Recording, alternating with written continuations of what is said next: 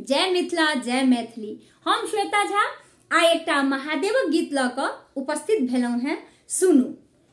नहीं लेब रोटी नहीं लेब कपड़ा, नहीं लेब रोटी नहीं लेब कपड़ा, बस हा चढ़ावल रख लिया हमरा।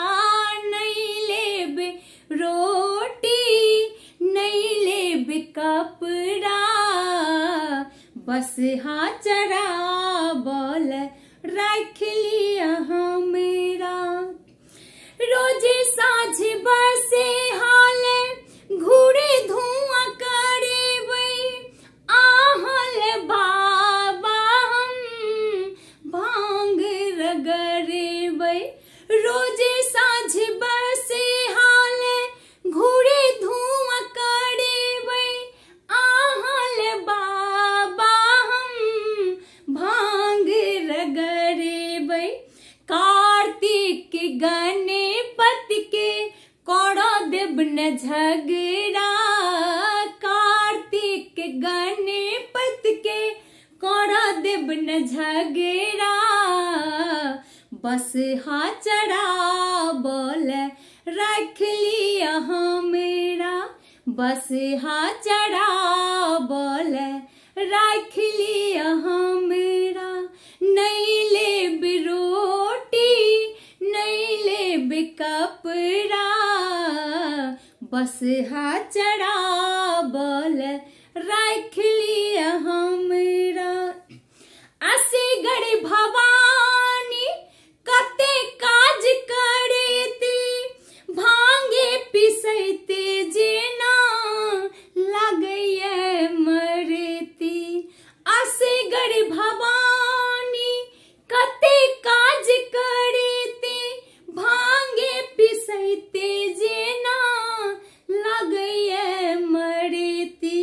ननद न सास जिनका कहथिन केकरा, ननद न सास जिनका कहथिन केकरा, बस हा चढ़ावल रख लिया हमरा।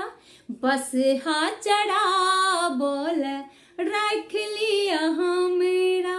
नहीं लेब रोटी नहीं लेब कपड़ा, बस हा चढ़ावल रख लिया हमरा। अपने रहै छियै सदिखन ध्यान में, बस हा बांधल डोरी तोड़ैया बथान में। अपने रहै छियै सदिखन ध्यान में, बस हा बांधल डोरी तोड़ैया बथान में। एकटा अही छी ने चिंता जकरा, एकटा अही छी ने चिंता जकरा, बस हा चढ़ावल रख लिया हमरा। बस हा चढ़ावल रख लिया हमरा। नहीं लेब रोटी नहीं लेब कपड़ा, बस हा चढ़ावल रख लिया हमरा। नीक लागल कमेंट जरूर लिखब। धन्यवाद।